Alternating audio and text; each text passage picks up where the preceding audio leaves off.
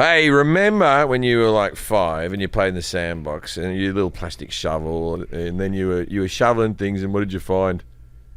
Cat shit, didn't you? Mm. Well, you're all grown up now, which means you don't have to play around with poopy shit around you, right? you can be a responsible cat owner. Being a responsible cat owner is not always fun. Until now, because it is fun, because they've brought in the litter robot, it makes owning a cat simple, right? Whisker is currently offering $50 off litter robot bundles. Whisker is the company that make the litter robot. As a special offer to our listeners of their show, go to stopscooping.com/IDCat and use the promo code IDCat to save an additional $50 off. So they're already taking $50 off the litter bundle, litter robots. Then if you put the code in, you get another $50 off the bundles. That's $100 off any litter robot bundle at stopscooping.com/IDK and use the promo code IDCAT. IDKAT. Comparison is a thief of joy, and it's easy to envy other people's lives. It might look like they have their whole life together on Instagram, but in reality they don't. Therapy can help you focus on what you want instead of what others have, so you can start living your best life. Stop comparing and start focusing with BetterHelp. Visit betterhelp.com/IDK today to get 10% off your first month. That's BetterHelp, HELP.com/IDK. Toothpicks. Why have we not got any other picks for any other part of the body? I'd like a nail pick or an ear pick. I don't know about that. With Jim Jefferies. I think there is a nail pick. You think there's a nail pick? You know, when you got a file that has a little bit on the end that you can scrape. No, the clippers sometimes have the thing you can roll out. But I don't think they call it a nail pick. Isn't that what that's for? I don't know, actually. It's a good question. Yeah. Ear pick sounds dangerous. That's just a Q-tip. Yeah, that's a soft. Q-tips not to be used in your ears. You know when they say that, don't use these in your ears. Then what are we using them for? Oh, yeah, these things. What's the fucking point of these cunts if not for my ears? It's like gasoline. Do not put this in your car. Okay. There's nail picks that obviously, manicurists use them. They have the... I don't like people fucking around with my nails. I don't like manicures or pedicures. I just cut myself. Ear pick. Before I had my teeth fixed, I used to bite me nails brilliantly. Yeah. And I always used to just rip my toenails off with my fingers. I've stopped doing them. What? I don't know. I was an animal. Do you get pedicures? Nah. Never? Nah. They're very nice. You love having people touch your feet. You fucking love it. No. I've never met a person who's more into having foot massages than you. You're just like, even in jokes, you think that the whole world's like you. You're like this, hey, women, all you got to do is give us a sandwich and massage our feet. My wife hasn't massaged my feet ever. Imagine how much happier you'd be. And I won't massage hers because... Huh? Have you ever gotten your foot massage? No, but I remember I lost a bet and I was going to give you a foot massage. Yeah, that's the whole thing. That's all he wants. I didn't make that up, though. That's Kelly made that up. That's all he wants. That's all he wants in the whole world. he wants his feet being rubbed at all times. We're going to the Dodgers today. We're at the Dodgers today, and I can employ a little person to go under the table and massage his feet while he's watching the game. Great. Yeah, he'd be over the moon. So you've never done a thing where you put your foot on like a massager thing? I've had feet massages, but I haven't had. I don't like when they push the Q-tips down and I don't like my nails. I don't like my nails being touched. But you also the pedicure isn't like, it's just it makes your feet like clean and.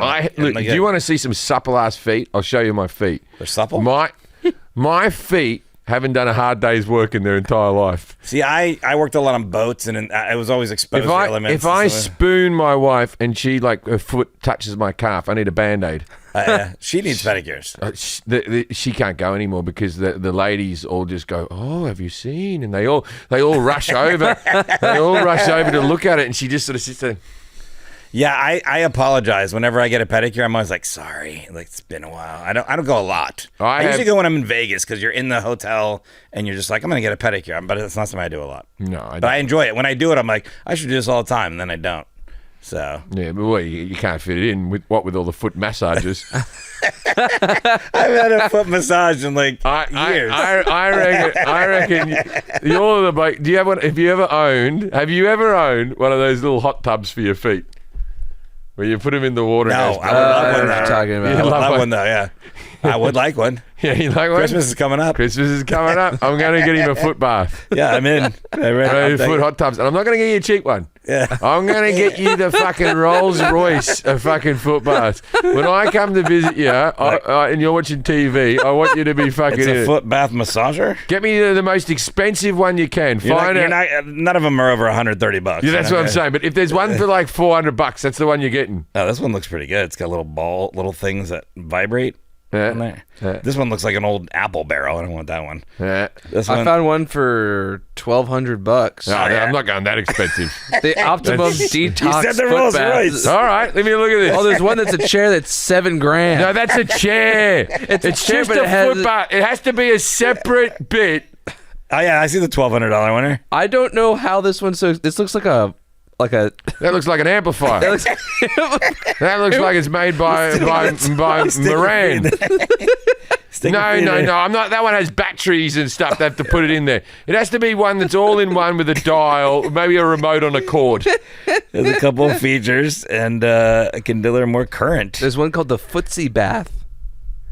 About $400. All right, yeah. That's I the think one. you hook that up to a bath, and it like does something. No. Yeah, you're not getting one that's too much. simple, one that he can take on the road with him. Ooh, this the one's road. $700. The Continuum Foot Spa. Let me see the Continuum foot spa. Oh, it's got wheels. Oh, you can do different colors. Oh no, I think that one's at a pedicure level. That one that you would have at an industrial business. That's what he needs. No, a home one. All right. We'll That- see that- I'll be happy with whatever you know get the me. one. It's white. It has 2 feet How holes. about the Rocket Submarine Foot Bath? I'll be happy with where's whatever the you image? get me. All right, it's a horrible. foot bath. Yeah, and Forrest could sit back with his foot bath. He foot massages. Like whenever I see a new girl that Forrest is having sex with, I think of the things he had to have done with his feet to get to that stage. Nothing. I'm not dissing your penis. Did I or call your you physique. naked one time, Jack? Was that? Yeah, you called me. Yeah, I said I was naked. He said, I'm getting my foot massage. I'm like, why are you calling me? This is really weird. I had to tell you something about the podcast. So I don't know. I don't think there's any information other than. By the way, speaking of our podcast, everybody, starting this episode, we will be going every other week until October. So for July, August, and September, we will be on every other week. So I'm sure people won't hear this, and they will write in the comments, "Where's the podcast?" But Jim and myself, we're going to be gone for a long time. So I'm touring Australia. For we're a couple getting of as months. many in as we can before Jim leaves and then I leave. So, but we're definitely going to have one every other week, leading up until October. But we and do then as we're back many to check. episodes as we can. Yeah, we're jamming as many as we can. Put as before many he in leaves. as we Yeah. can. So we're doing like 2-3 a week right now to get it done. So, Forrest is starting another podcast called the Footsie 100. what is that? What happens to that? Isn't that the It's stock just- market? Footsie. The Footsie. What's what's that thing? You got the Dow Jones, and then you got the Footsie New 100. York Stock Exchange. What's the Footsie? Footsie? It's pronounced like Footsie. Footsie stock. Let's see. FTSE. Yeah, that Footsie. FTFC. It's one of the big ones. The do Dow that Jones, podcast. the Footsie. I'll do that podcast. Financial Times Stock Exchange. Yeah, the Footsie 100. All right, Is it called well, 100? Probably. It's Yeah. 100. Yeah. Yeah, the- FTSE 100. The yeah. Footsie 100. Okay, That's a good name for a podcast. Good pool then. But our podcast, I don't know about that. We'll be going every other week starting wow. after this Wow. episode. Wow. Oh my God. Okay. Okay, those are live farts. This is why we're going every other Oh, week. it had a bit of odor to that one. That's entertainment. I'm gonna have to spray A that mic. man Jesus with Christ, the dude. magical thing. not nice at and the all. thing. Aaron, do you have Somebody- backup mics? Got my shirt. I Don't tell them, Aaron. think it's coming through my What are you shirt. going to tell them for? You gotta see him in the lobby. Yeah, they won't know. They're not bloody listening. Jim, do you want to promote your shows after that? Go to jimjefferies.com. Mark Norman and Dan Soda. We got 2 real big shows. You're in Australia August 1st through August. Australia will be sold out. Don't worry Australia's sold about out. it. You can't get tickets. If you haven't got your tickets for Australia now, get them right now because it's all but sold out. There's only a few tickets left. I'm not worrying about that. So September Mark, 13th and September 14th, he'll be in St. Louis and Atlanta, respectively, with Mark Norman and Dan we haven't Soder. started all the press for that, but get your tickets now because we haven't really announced it yet. And then there's all sorts of other dates on the Charm Offensive tour with they're rattling along. Me and Jimmy Carr in the round. You don't want to sit behind me. You're going back to I'll be farting again. Going back to South Africa again. I haven't been to South Africa. I cancelled it because I had to do a movie, and these are rescheduled gigs, and I will not reschedule them again. I will be there, South Africa. Here's other cities. I promise. Unless Michael Bay calls. Yes. In Unless America. Spielberg.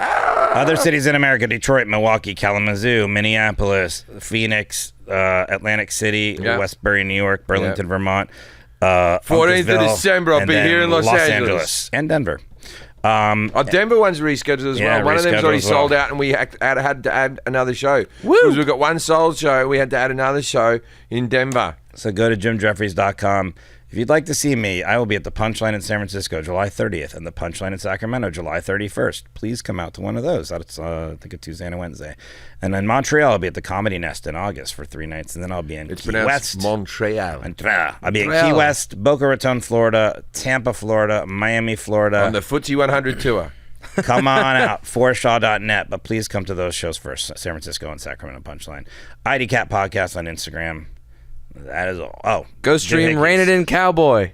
Everywhere. Streaming everywhere. Go Million people are watching Rain It In Cowboy. No, a million people. Well, they watched the 9 to 6 parody we did. So if you haven't seen that, go watch our 9 to 5 parody called 9 to 6. Because that's the hours now. People work till 6. Exactly, because they added in the lunch break that they don't pay. Oh, see? And we got a great music video out.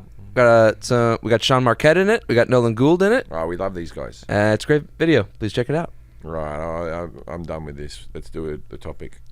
Okay, please welcome our guest, Lydia Parker. G'day, Lydia. Now it's time to play. Yes, no. Yes, no. Yes, no. Yes, no. Judging a book by its cover.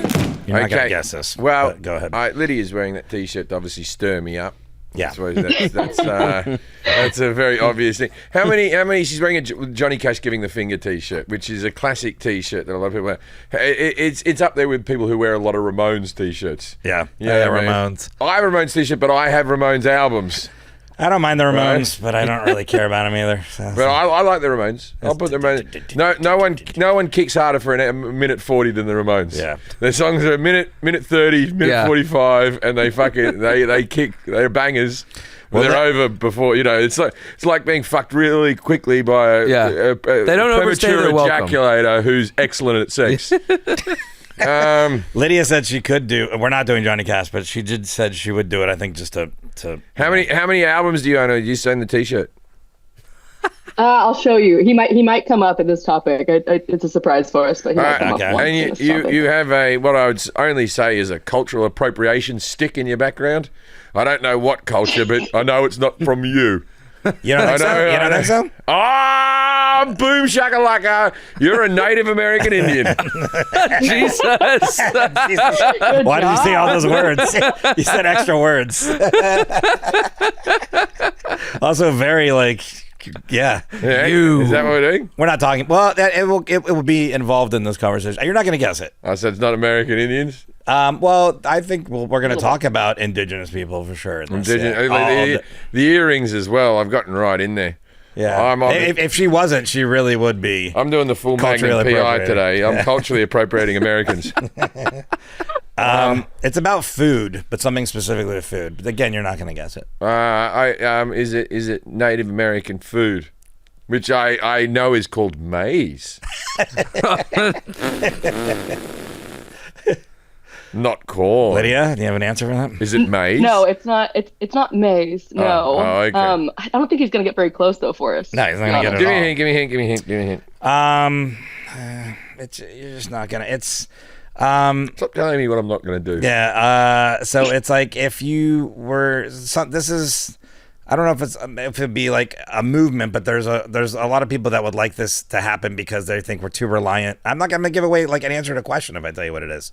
I can give a hint. Yeah, you do. That my cultural appropriation tool that's actually from my culture is a bow, like bow and arrow. That's a stick. I don't want to tell you about your culture and how things work. That's a straight stick. I don't think it has the. I don't think it has. If it had the thing that made it bend, the string, if it had the string, then it would be something. Could double up as a musical instrument. So what would you use a bow and arrow for? Hunting. Yeah, we're talking sort of about that, yeah. Hunting buffaloes. I go back and forth. Sometimes I just hate people who hunt, and then sometimes I'm like, it's better than the bloody industry, the meat industry, where they're putting bolts in people's heads and they're eating fucking maize, as you would say. Putting bolts in people's heads? And instead of eating, the cows. In a cow. Yeah. But if you've ever driven through one of those cow fields in America, which is brown dirt and there's just cows everywhere, it's as sad a view as between here and San Francisco. Oh my God, it's disgusting, right? And it's like, I believe that animals should be eating grass and then they go, it costs more, then make us fucking pay more. Well, here we go. We're talking today about food sovereignty. Okay. Okay. See, I didn't think you were going to guess it. I'll introduce Lydia. Lydia Parker has a degree in history from Oregon State University. She is the founder and former executive director of Hunters of Color, a nonprofit connecting people of color to the outdoors. There was a worse movement at the same name, but it had people of in the middle of the sentence. Okay. Terrible thing back in the day. Let's not get into that. People of color. Oh, bloody terrible foundation. I'm glad they're all but gone. She was appointed to the Department of the Interior's Hunting and Wildlife Conservation Council and is an awarded speaker on the issues of environmental policy and indigenous rights. She is an enrolled member of the Walker-Mohawk Band of Six Nations of the Grand River. And please, if you want to find out more about this topic or more about her, nonprofit is Hunters of Color, and you can find them at Hunters of Color on Instagram or their website, huntersofcolor.org. Thanks for being here, Lydia. Now, thank you so much for having me. I like to ask this to people. I like this. So the term Indian's out of fashion, right? We like Native American is what we say, or is there some? Because I know the Canadians like to be called Inuits. What's the official term now? What should we say? Well, the Inuits are a specific group of people in Western Canada. My tribe is actually in Canada. We're originally from New York in the northeastern U.S., but we got pushed into Canada. We sided with the British during the Revolutionary War, and that didn't work out so well for us. So we got kicked into Canada, and we're actually the first tribe to ever have a reservation. The Six Nations, the Grand River Reservation, where my family's from. But I was going to get into that too, because I saw your show in Vegas on my birthday this March, and you said something about your wife. You're like, my wife is Indian, the real kind. And I was like, hey, because I have a lot of friends that only go by Indian. They're like, don't say Indigenous, it's too PC. I'm not Native American because we were here before America. We're Indians. And I have a lot of friends that are only call themselves Indian. I say Indigenous because I work in government and nonprofit space. So that is the fashionable term. But everything goes out of fashion every once in a while. But I thought Indian was the bad American term. Indian. Go ahead. I thought Indian was the bad term. I thought that was because they said they looked like people from India, and then obviously they thought they were going to India. They don't. They thought they were going. Oh, I thought it was a looks thing. Yeah, Columbus thought he was going around the globe the other way to Canada. So when he hit here, he's like, "We hit India. We hit India." Yeah. Oh, I thought it was because everyone was brown people, so they were just being generalized, in a probably term. a mix of that too. Yeah. I don't know what to say. I don't know what to say. Hello. No, but I want to get the right term. I want to get the right term. I want to be right. I want to be on the right side of history. I want to get the right term. And this has just confused me more. I'm trying to do the right thing, and now I'm in a worse state than I was before. I can help you. I was telling Forrest earlier, I think that you're an empathetic person. I like that you want to say the right thing and don't want to hurt people's feelings. So the best thing you can do in that situation is ask the individual person. And so I was saying, I say Indigenous, I say Native a lot too. Either of those are gonna be fine. You might secretly get some American Indian eye rolls. You might get some people that are like, all right, this guy's super PC, calling us Indigenous instead of American Indian. But it gets so confusing to say Indian because you're talking about your wife, or because that's Indian American and we're American Indian. So it's, that's, I think because of the confusion more than anything, we can throw out the Indian word. Although we talk about Indian country, I'm Mohawk Indian. So I don't know, it's a whole Good luck. She's Indian British too, not even Indian American. She's Indian British. No, American. No, she's Indian British Indian? Indian English. yeah, okay. Indian English American. Doesn't she live here now? She's only got a green card, so she's kicked out at any moment. Any moment. Temporary American. Yeah, temporary English, Indian American, Australian. There you go. That's right. Yeah. Because she married an Australian. You got the passport? No, but she will eventually. Yeah. When we retire in Australia. Yep. Okay. Well, I'm gonna ask Jim a series of questions about food sovereignty, and at the end of him answering those, Lydia, you're gonna grade him on his accuracy 0 through 10. 10's the best, and Jack here's gonna grade him on confidence. I'm gonna grade him on how hungry I am. And then we'll add those all together. And 21 through 30, food sovereignty. You don't even know what that means. I think I slightly know. I think I slightly know what this topic is. I think you might know something. And I think we have the same issue going on in Australia. Okay. And I might be wrong. 11 through 20, food sergeant. 0 through 10, you're a food cook. Even though it's not the sovereignty we're talking about, it's okay. What is food sovereignty?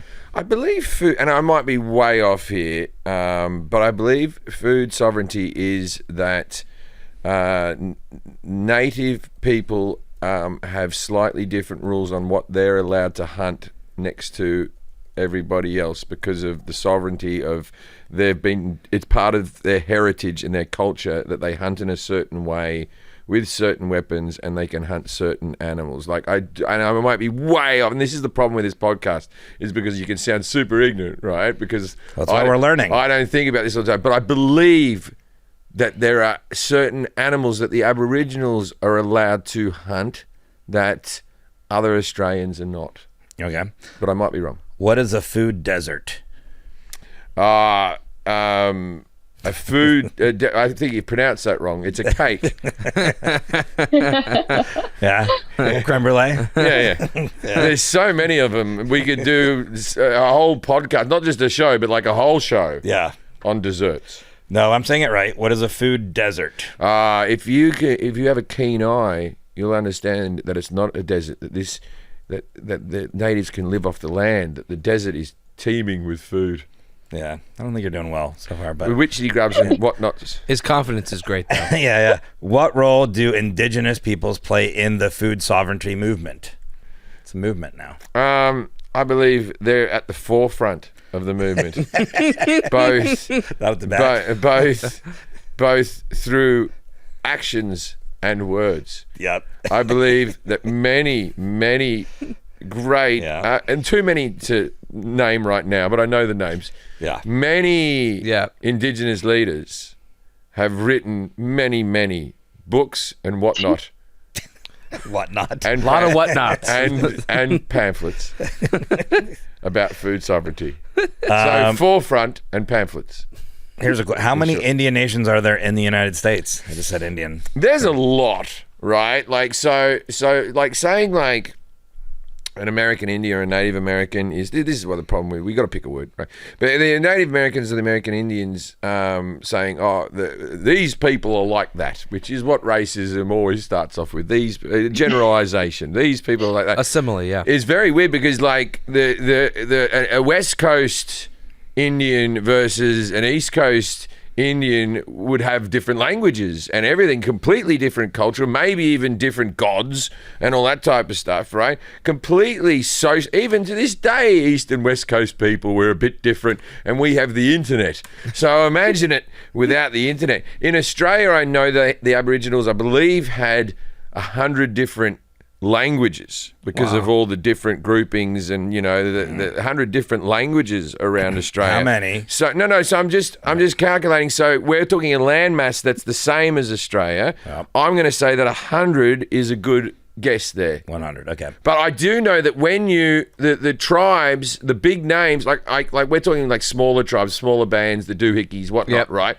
We're not talking the Rolling Stones, right? Right. The Navajo. Right, the other casinos I play, the A-listers, right, all those ones, right. Now, I when you do your citizenship test, they ask you to name. One of the questions was name 3 tribes, and I did it. What'd you name? I can't do it now. No, okay. You studied, and then all right. Got the information, threw it out of my head again. All right, maybe you'll get some more this time. What is the Dingell-Johnson Act? Dingle Johnson. Yeah. Dingle Johnson, he was the politician. He doesn't sound like an Indian, Dingle Johnson. Dingle Johnson sounds like, if he was an Indian fellow, he was adopted by someone called Johnson. Are we sure it's pronounced Dingle? His middle name's Barry. Yeah, it is Dingle. Yeah. His full name's Dingleberry Johnson.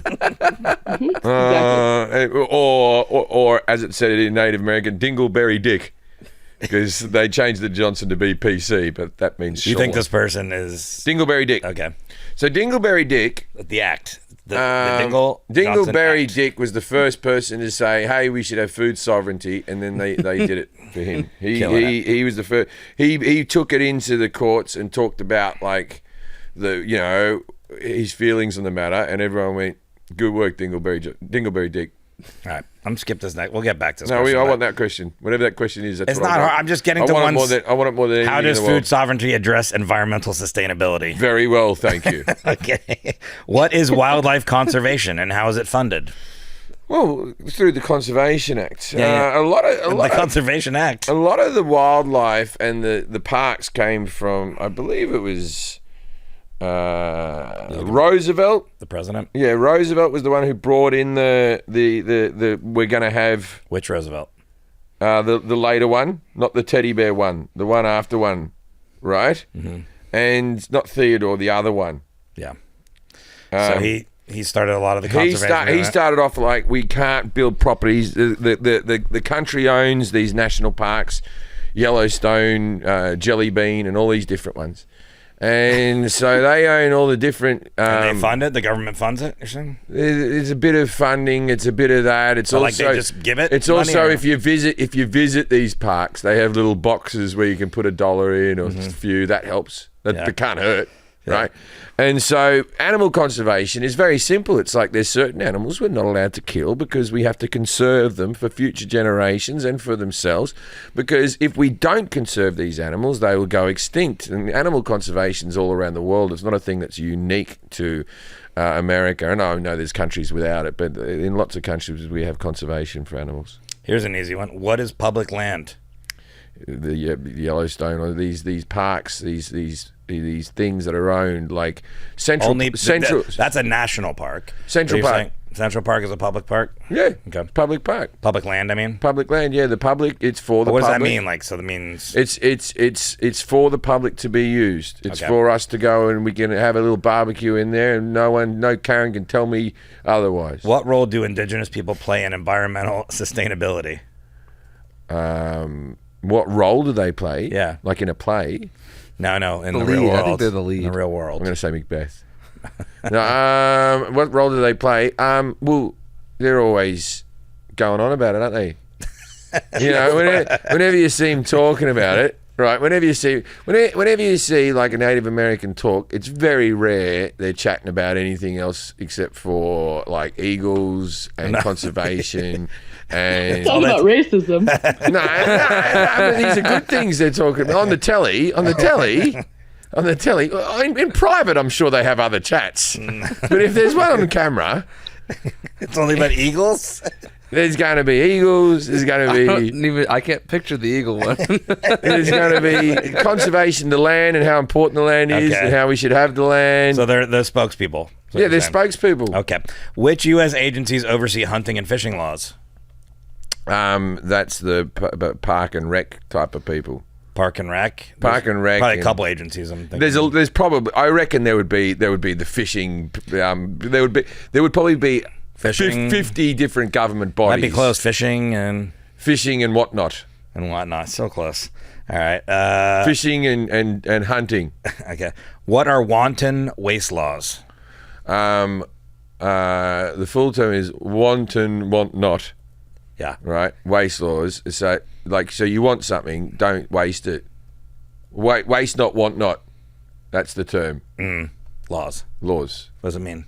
Well, waste not, want not. If you waste something, you'll want it later on. Yeah. Right. You're probably close on this. Yeah. If you waste something, you'll want it. But if you don't waste something, you won't need it. You'll want not. Dear cat mummies and cat daddies, cat daddy. We know you're obsessed with your cats. Admit it. You like patting them. You get the laser pointer out like that. You try to make sure that your floor isn't covered with like nails for them to walk on. Pleasantries, right? You look at the camera. I obsess about my cats. I love my 2 cats. I like one more than the other one. I have a favourite out of the 2. Elvis. Elvis is the favourite. Yep. And the other ones listening, what is wrong with you? Yeah. Right? How are you listening? All right. But Tasty's finally listening. It used to be a struggle to take care of the cats until the litter robot came in. Now, I have had litter robots since before Litter Robot has been sponsoring this podcast. I have bought 2 litter robots because each time they bring out a new model, I'm like, I got to get on board. I'm an early adopter. Yeah. I'm an early adopter of anything litter, of anything robot. They say AI is going to take off the world, and between me and you, I can't wait because I don't want to do all the work, right? Chatbots for this, virtual assistants for that, and eventually humans will be obsolete. It'll just be robots taking care of robots, taking care of cats. And how are they going to take care of the cats? With the first bit of AI that was ever made, the litter robot. Don't Google or check these facts. The litter robot, the cat goes into the hole, it does a poo into the litter, and then when it steps out of the whole thing rotates, and then the poo is extracted from the thing and put down into a bucket at the bottom where you can just get yourself once a week, just go there and just pull out a bag of cat shit and move on with your day. Remember when you were 5? You love it. You played in a sandbox with your little plastic shovel. It's rubbish. You don't want to do this anymore. You get the litter robot. Be a responsible cat owner and get the litter robot. Litter robot is the solution to all your litter box problems. Never scoop again with litter robot. Litter robot self-cleaning technology. That's self-cleaning technology. Even I don't have that as a person. Self-cleaning technology automatically cleans up after every time your cat uses it. You'll always have a fresh bed of litter for the cat. The cat loves it because it gets to go in fresh litter, and your friends won't think that your house smells like cat waste. Yeah. You don't want people thinking that your house smells like a litter box. This is where the litter robot comes into its own. You get the little robot. It attaches to your phone. And it'll send you notifications to your phone when it needs to be empty. Too much cat poo, empty me. It will say something like that, right? Empty it. And the data will also give you insights into your cat's actual health. So your cat's going to live longer. You're going to be happier. And your house is going to smell better. It doesn't get easier than this. And your cat will thank you. Join over the 1 million happy pets and pet parents who have upgraded to the litter robot. What are you waiting for? As I said, I have the litter robot. You know, a lot of people say that pregnant women shouldn't be scooping up the litter. There's a chemical in there. My wife was pregnant. We had cats. What saved my child's life? Turns out the litter robot. Oh, wow. I'm pretty sure. Whiskers is currently offering $50 off any litter robot bundles as a special offer to our listeners of the show. So go to stopscooping.com/IDACAT, IDKAT, and use the promo IDACAT, IDKAT, to save an additional $50 off any litter robot bundle. That's $100 off any litter robot bundle at stopscooping.com/IDACAT. Use the promo code IDACAT at stopscooping, stopscooping.com/IDACAT. Use the promo code IDACAT. This show is sponsored by BetterHelp. I like therapy, big fan of therapy. I've been in and out of therapy my whole life, and I always stop it and think I'm okay, and then it turns out I'm not, and I have to go back. I believe in therapy. Comparison is the thief of joy, and it's easy to envy other people's lives. It might look like they have their lives all together on Instagram, but in reality, they probably don't. Therapy can help you focus on what you want instead of what others have. So start living your best life. Jack, do you go to therapy? Yes. Do you? Oh, how are you finding it? Great. Good. Has it improved things for you? Yes. Good. If you're thinking of starting therapy, give BetterHelp a try. It's entirely online, designed to be convenient, flexible, and suited to your schedule. Just fill out a brief questionnaire and get matched with a licensed therapist, and switch therapists at any time at no additional charge.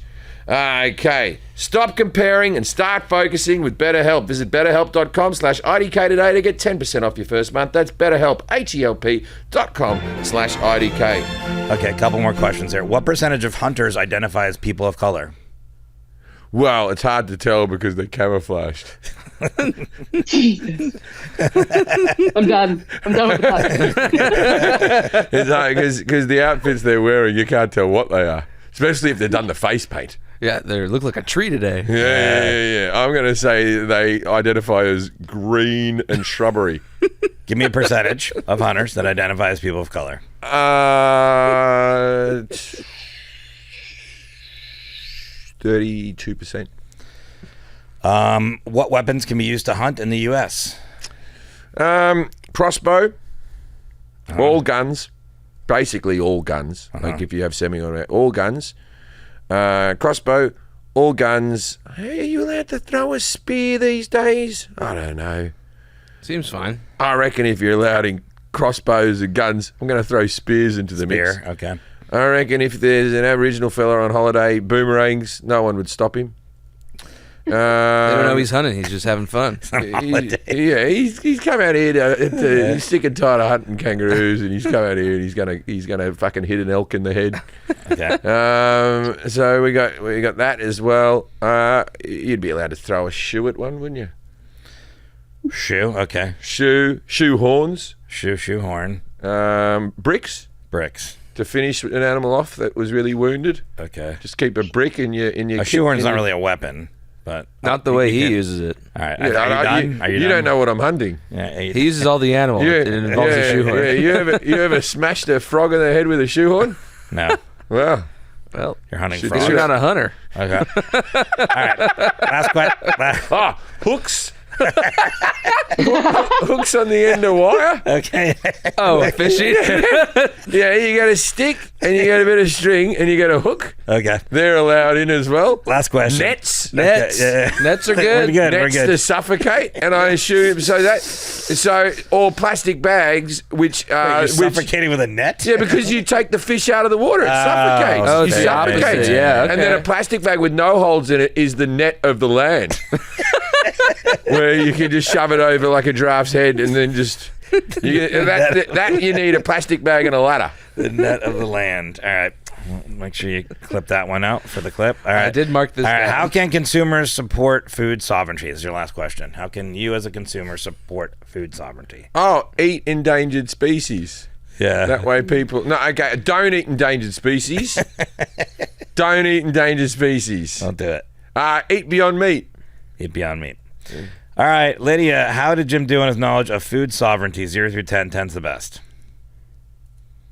I'm gonna say like a 4. There were some that you like hit the nail on the head, and I was so impressed. And then you said things like throw a shoe, and I had to minus a couple points. Okay, Right. 4. 4's way better than I thought you were going to do on that.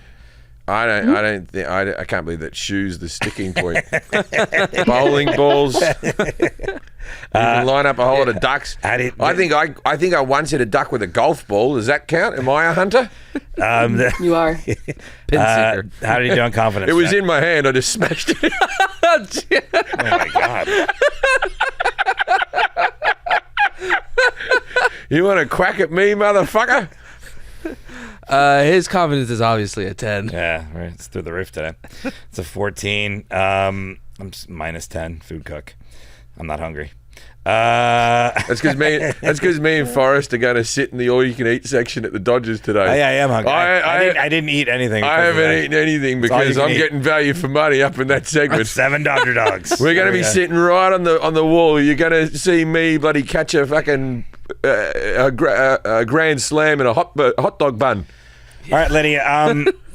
I asked Jim, what is food sovereignty? He said Native people have slightly different rules about what they can hunt versus what non-natives can do. Is that correct in any way, or? Yeah. So he kind of hit the nail on the head there too. A nail. That's another thing you can hunt with. Nail and a hammer.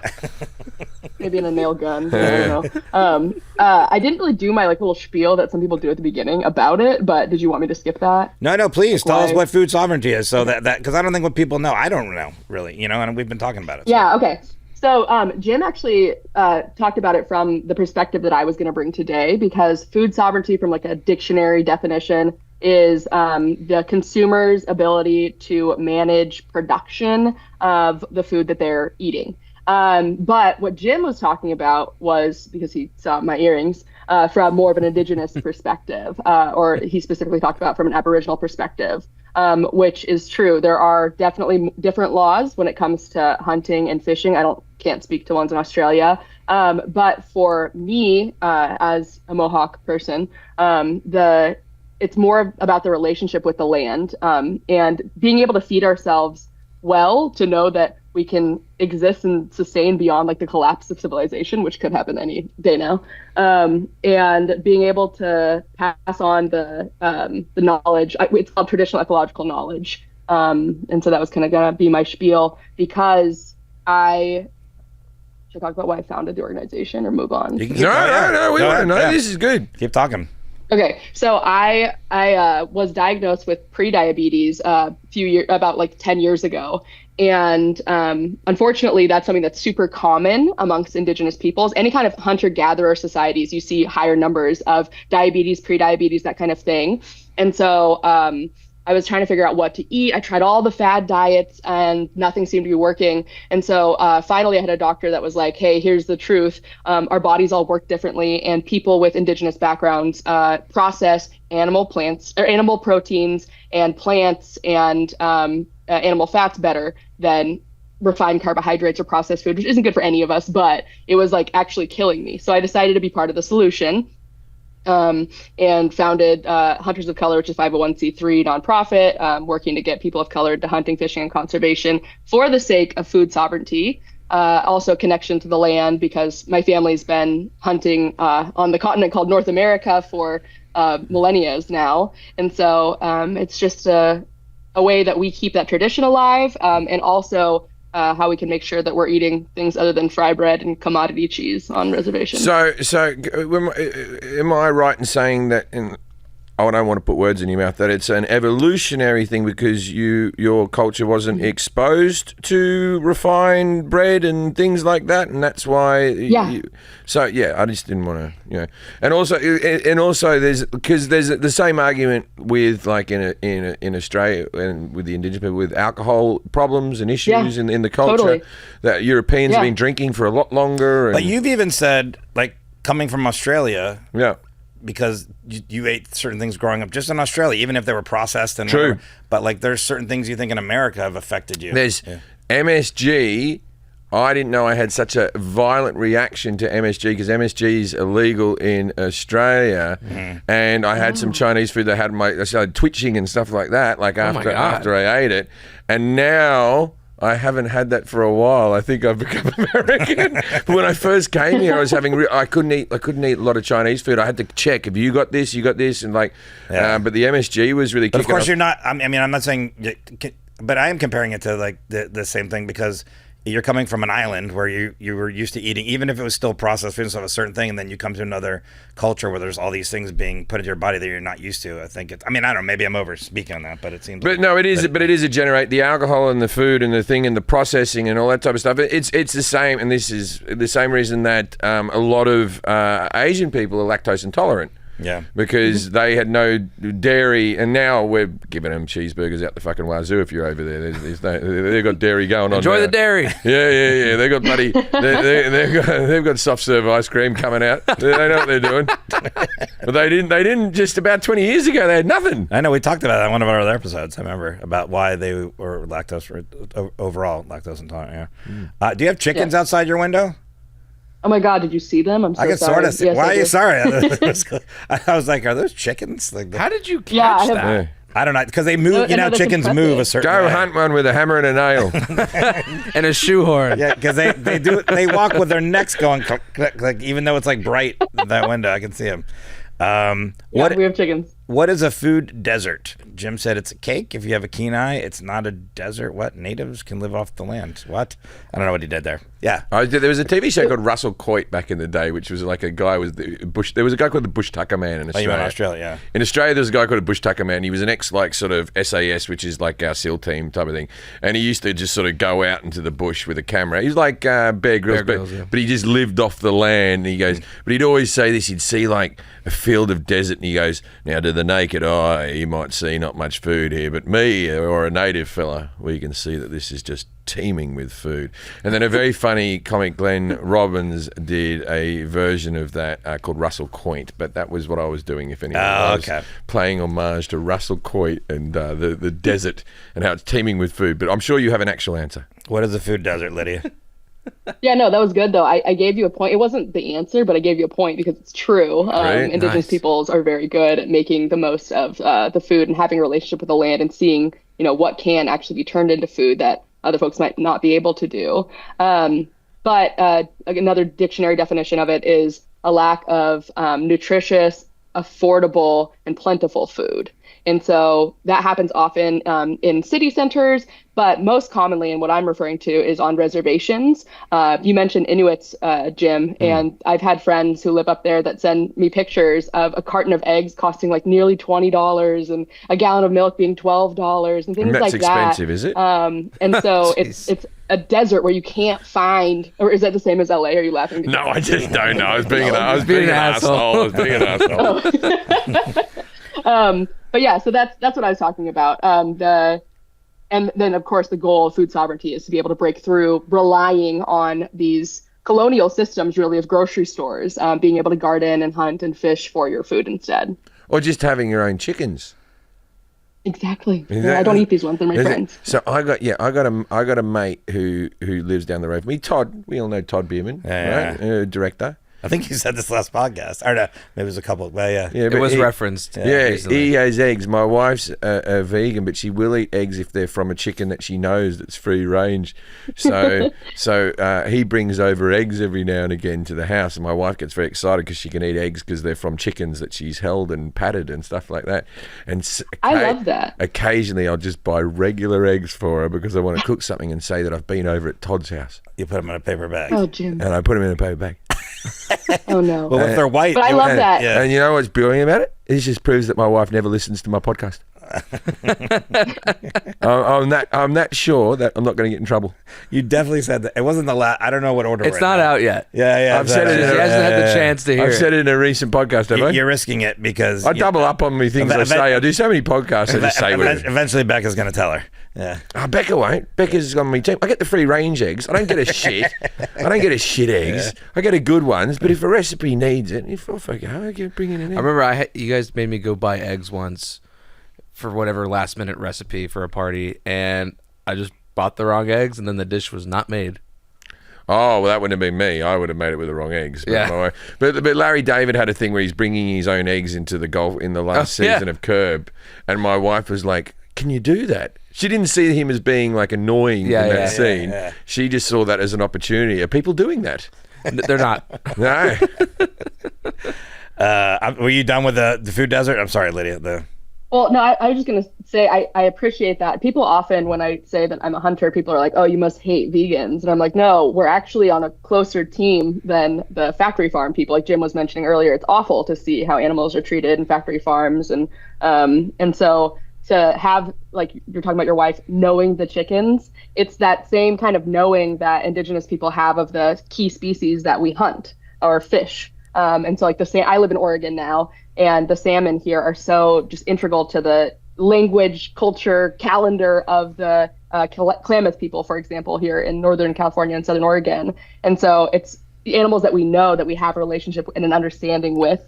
And that's why I prefer to hunt. I call myself hunter-tarian. I don't eat any factory farm meat. It's only if I'm going to eat meat, it's something that I've procured myself, or my fiance has procured him. That's funny because I did a field piece that did a table piece on the Jim Jefferies show about when that guy killed the lion in Africa, and he hunted it down. And I still am very anti big game hunting and people who just shoot animals for fun and putting a fucking head on your wall and that type of stuff. Yeah. But I have changed since then over the years. That I do agree with you. I used to hate all hunters. I used to think all hunters were a bit. And in all fairness, many of the hunters I've met in my life have been a complete nutter wankers. And the outfit is always cuntish. And anyone who sits in a little fucking hedge going with a fucking thing, I'm not going to get along with you, right? But if you do eat all the animal, it is better than an animal that is put like pigs who have to. I don't know where you can get some wild pigs, but pigs they're very intelligent animal and they grow up in such a small space and they just get fat and pounded full of fucking hormones. California. Oh, California, there California. Too. Hawaii, they're definitely wild. But my friend, speaking of spears, my one friend he had a crossbow. What he got? Okay, we're in the Big Island of Hawaii one time. He goes, "I want to show you the land I bought. We're gonna build a house." I go, "All right." We drive out there, middle of the jungle, and he gets a crossbow out and he goes, "There's a wild boar here that's been on the property and he's pretty dangerous. So I just got this out in case I scare him out. I've got this crossbow." And then he was gonna cook him and eat him all. So he goes into the brush and he hands me a spear. Like a Game of Thrones spear with a tip that is short. He goes, "If he comes this way, get him." Forrest would have been up. I had no experience with a spear whatsoever. I'm just sitting there with a spear, and I was like, "Please don't come this way. I will get killed by a wild boar." But I guess you could hunt him in Hawaii. Is my point. So, no, I agree. If you're eating the whole food, now I want to ask you. So you said you're part of the Tomahawk tribe. Mohawk. Sorry, Mohawk. I got Hawk in there, right? There's probably another. That's good. But the Mohawks. So when the punk revolution happened in London, and they were all wearing mohawks, which was in the 80s, really, where they were all wearing mohawks. Very common. Still, you can still see it around London to this day. Did that upset you? Was that culture? When Mr. T, I wasn't alive. Okay, Rocky 3, Mr. T, would have you said something? So no, he's a big guy, ain't he? We're from Canada, and I think that it's more similar to how in New Zealand they've kind of embraced the Maori culture. There's less sensitivity around cultural appropriation. Yeah, because it's really different here. That's a great example because a lot of people don't know this, but the Maoris in New Zealand are revered. Like they learn Maori culture in their school, the haka and stuff like that. Even like white New Zealanders will often get like Maori tattoos and stuff like that. They're very popular over there. Yeah. So it's the same kind of thing. So our most famous chief is Chief Joseph Brant. I'm sure Jack or somebody, whoever's in charge of pulling up pictures, can pull up a picture. But you'll see the Mohawk hair. And I got here. I have one actually. Yeah, that's the one. There we go. Mohawk warrior. But it's also the headdress. We had the headdress was 3 feathers, not like the big plains headdress that you picture that people wear to Coachella. It's the three feathers that looks like a mohawk as well. So it kind of comes from both of those. And Mohawk actually isn't from our language. The language we speak is called Ganyagaha, and it's not from our language. We don't have the M sound in the language. And Mohawk actually means man eater. And it was given to us by I met a few of them. The tribes. It was given to us by the local tribes who thought of Mohawks and other tribes of the Iroquois Confederacy as kind of the intimidating, don't mess with the Mohawks. And if you're a man from the Mohawk tribe, that's Joseph Brant, and you get male pattern baldness, that must be hard. My poor dad. Yeah, no hair. Yeah. He's from the Larry David Hawk. You said, I was listening to one of the IDCAP podcasts yesterday, and you were talking about Australian slang, and you said like slapheads or something like that. Slapheads. For bald people. Yeah, slapheads. Yeah, I was going to tell my dad that. Yeah, fucking slap. That was more British. The British call them slapheads. Yeah. The slap. I think that comes from Benny Hill. Benny Hill used to slap the little bald guy in the head like that all the time. But slaphead, yeah. What role do Indigenous peoples play in the food sovereignty movement? Jim said they're at the forefront. They're at the forefront. Both through actions and words. Both through actions and words. What other answer do you want me to give? What other answer? Honestly, what other answer is that the only answer, Lydia? Or is that we they protest a bit? Yeah, they lag behind. They're carefree about it. All right. Nailed it. You got 2 points for that answer. So yeah, you get to guess what the other 2 points came from because I only gave you a 4. No, you gave me a point just a minute ago for another one. Actually, you got to guess. You got to guess later on, I guess.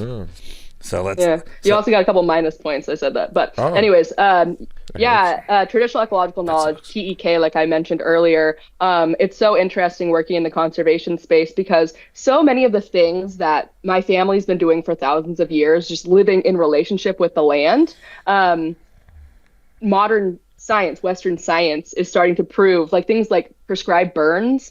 Or cultural fires, as they're called. There's proof now that all over the continent, Indigenous peoples have been doing prescribed burns. Every 4 years here in Oregon, the Kalapuya peoples would do prescribed burns. And now modern science is like, hey, we should probably do this to mitigate fuel and hopefully help prevent as big of wildfires here in the West. And it's just, it's traditional knowledge that's been passed down from generation to generation, only now being corroborated by Western science. And that's part of the...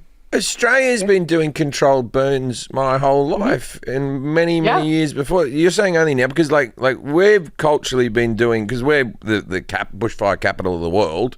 You know, we have the biggest fires, but we do controlled burns all the time. California banned it. And I'm sure... What? California Bandit. Well, they shouldn't because California Bandit is a good name for a superhero. But or a supervillain. Yeah, supervillain, the California Bandit. We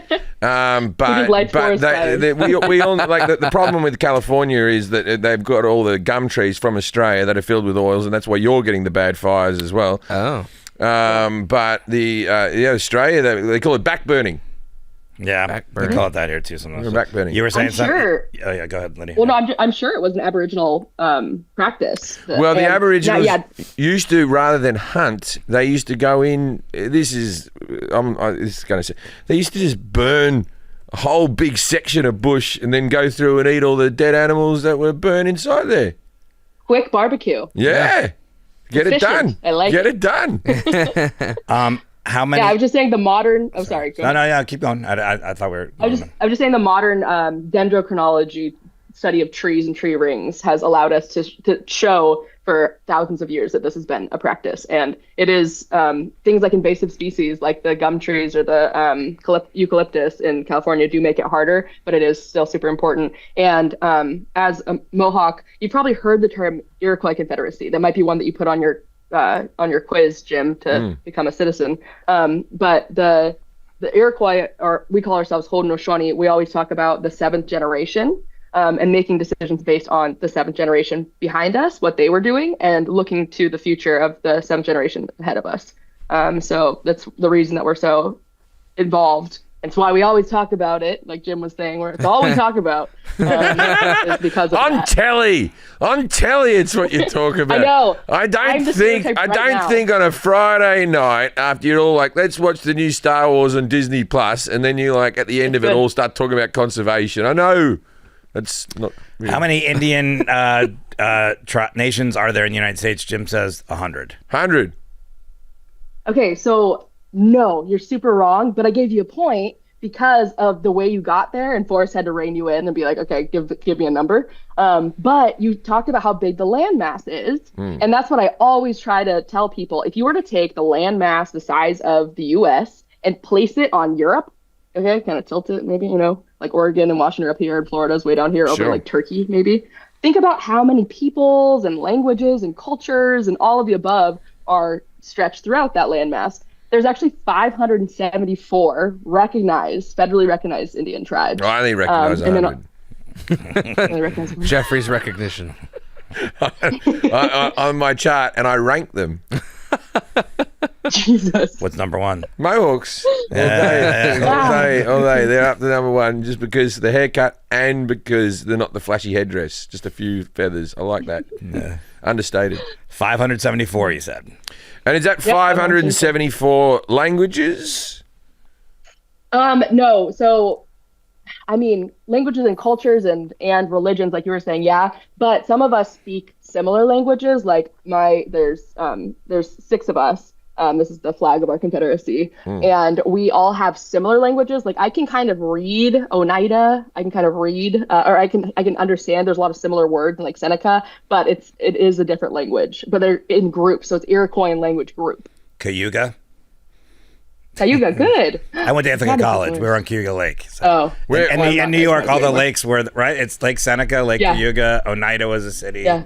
So that's the Iroquois Federation. Oh, I love that. But I wouldn't have known that if I wouldn't have went to school probably in New York. I was just in New Mexico, and there was a lot of that, the blue turquoisey stuff. Who uses that? What tribe's into that? The blue turquoisey stone. That's my birthstone. What is that one? Oh, it is? A lot of the Southwest tribes use that, and it's turquoise. Yeah, you said blue turquoise. The turquoise, that jewelry and the stuff. It looks good. I wanted to get some, but I didn't know if I could pull it off. No, you can't pull it off. I can't pull it off. What is the Dingle Johnson Act? Jim said his real name is Dingleberry Dick. The first person Dingleberry Dick. First person who said we should have food sovereignty. I don't know. Fucking good on you, Dingleberry Dick, and for fighting, good fight. Yeah, giving credit to he had to have been a white man. It's Dingle and Johnson, and I was so excited for Forrest to ask you that question because of the name. But it's really not that exciting. However, it was a good idea that he had, or that they had last name of two different guys, Dingle and Johnson. It basically makes it so that when you buy a fishing or boating license, that money is then put towards conservation of the areas that you are recreating in. And then there's also the Pittman-Robertson Act from 1937. The Dingle-Johnson Act was 1950. And Pittman-Robertson Act is the same thing, but for hunting. So anglers and hunters are kind of two of the only groups that, in order to do the things outdoors that we like to do, we have to be giving back through the purchase of the license sales. Yeah, but I don't trust the government when it comes to money that we give them. I just don't, because it's like believe it or not, as a well, we pay council tax and it's meant to pay for schools around me and all this type of stuff. And this the price keeps going up, but I don't see the world around me going up. So, do you believe that this is being corrupted, or do you believe that this works? Are you asking? Opinion. Are you asking if I, a Native American, trust the U.S. government? Because yes, he is. No, I don't. Oh, that's new. However, you people are untrustworthy people, or untrusting. You're untrusting folk. Well, yeah, that's actually, that's what Columbus said when he first arrived. They're untrusting. It wasn't. No, are trusting, very trusting, and will be easily overtook, or whatever the phrase he used was. So yeah, that's part of our undoing was trusting. I was going to get to this later, but like I said, my tribe is the first tribe to have a reservation. But there's been over I want to say over 700 treaties signed between the U.S. government and tribes, and every single one has been broken by the U.S. So I don't trust the U.S. government. I will say this. Living in America, I feel like the relationship with Native American Indians and Americans and the government and with the casinos and the reservations and all that type of stuff, it feels like you're a bit further along than the Australians and the Aboriginals. That's really? That's interesting. I didn't realize I feel like you've got somewhat reparations in the reservations and the casinos. If I'm speaking out of turn, please stop me. Right? No clue. But I've worked in the casinos and all type of stuff, and it seems like that's going well. Yeah, it is. It is really interesting. You actually just performed at a casino near my house, in the Grand Ronde Reservation. It's super hard to get to. When I saw that you were going there, I felt so bad that you had I loved it. I love those because I love them.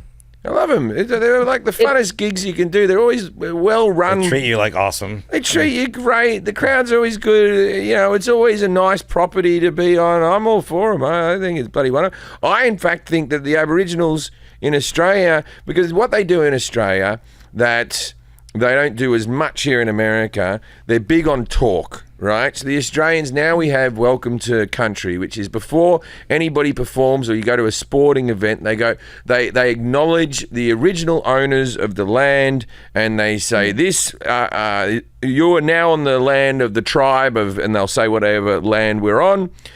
We would like to welcome you to this sporting event. We know that blah, blah, blah, blah, blah. And that when you land on a plane in Australia, it will say welcome to country. It will say welcome, you have just landed in Sydney Airport, which is the original custodians of this land. And they say past, present, and emerging leaders, and they honour them. But it's all just fucking words, isn't it? You know what I mean? Like, yeah, it is. And it's all words. And so they also, we've said sorry for the stolen generation. I know that Canada had a stolen generation of Inuits and people who were taken away because the government deemed that they could do a better job and put these kids in orphanages and stop them learning their language, and they could only speak English and taking their culture away from them, and they think that they were doing a better job for whatever reason. So they did that to the Aboriginals, and then we've apologised for that. And now we've done the welcome to country, and it feels like none of that sort of worked. I feel like words are nice, but give the Aboriginals reservations and let them build tax-free businesses such as casinos. Am I completely talking out of my ass right now? Please correct me. No, it's interesting because for example, am I cutting out? Or is that... No, you're perfect. Okay. For example, the reservation that we were given by the Crown, just north in Ontario, just north of our actual homeland in Ontario. Again, the first thing you have to realize is that it's not our homeland. It's outside of it, right? I think that they're actually northern hunting lands that we were given. However, the hardest thing about reservations and the Indian Removal Act is that most of the time it wasn't like, oh, you live on this beautiful tract of land, we're going to give you all of it. Most of the time it was like, hey, you live on this beautiful tract of land, we can sell it for the settlers. So we're going to put you on this little arid parcel, rancho, whatever, picture whatever arid strips of land in Southern California that exist. And then it's a part of the world that we don't have a relationship with. And that's what this whole thing comes back to is in order to have true sovereignty, it should be the land that your creation story comes from and that your grandparents lived on. And so it is better than nothing, but I think that's about as good as it gets. And I was talking about the Grand Ronde Reservation because the casinos are cool. My friend, one of my best friends, who when she turned 21, the casino gives everyone when they turn 21 a cut of the percentages of the earnings when you turn 21. However, if you spend much time at the casino, which I've been there a few times, there are a lot of tribal members that you see just like sitting there pushing buttons, and all that money is going back into the casino. And the casino does have then, charity that they do some outreach for tribal members. But I think it's like a hard cycle. I don't have a real answer. I know South Africa's tried to do truth and reconciliation. Canada did a truth and reconciliation. And I'd like to see more of that in the U.S. Would you, as an Indigenous person, enjoy having a welcome to nation type thing like the Aboriginals do? Because I'm on the fence about this. I don't know whether it's the right thing to do or whether it's just lip service. You know they did it in the hockey game last night that I watched, the Stanley Cup, which I know is coming out way after that, but they had whatever tribe was in that area of Edmonton came on the screen and did a whole welcome to Edmonton. A similar thing than what I heard in Australia. It was more just like we, support people that support us kind of thing. No, if these things are positive things and they actually help, it's good. But I just feel like it's just putting a Band-Aid over something by saying a few words, and not actual actions. No, totally. So I speak on Indigenous issues fairly often, and I will almost always start with a land acknowledgement, is what we call them here.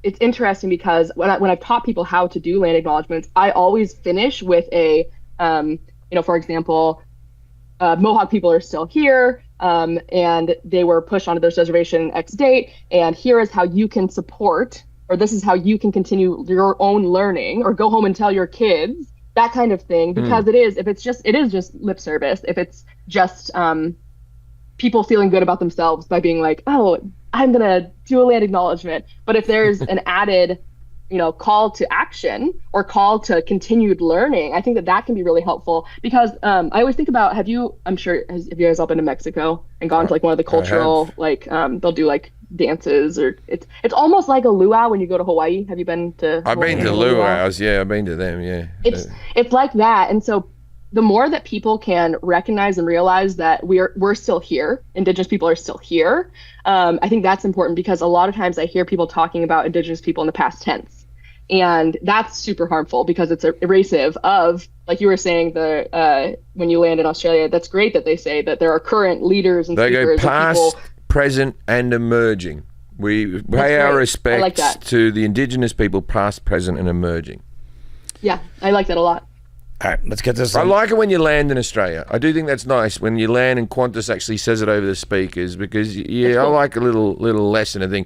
I didn't like it at one time when I watched the Matildas play, which is the Women's World Cup, and the guy's like this. He goes, and I know that the ghosts of our ancestors are sitting beside you today, and I'm like, I just don't like when you bring religion into shit.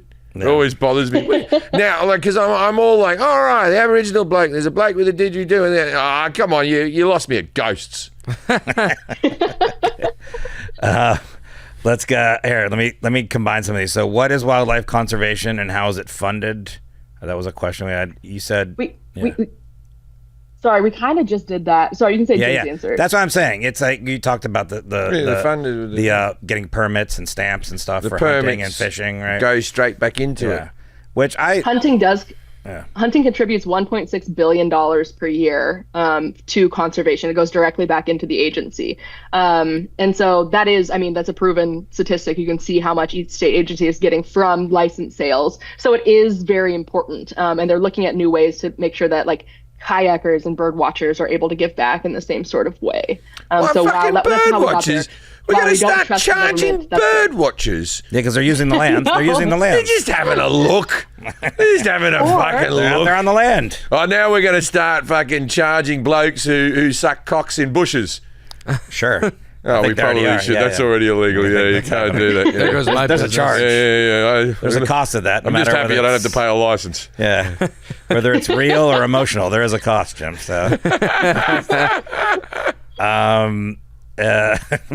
Public land. Jim said Yellowstone Central Park. It's for the public to use. We have a barbecue in there.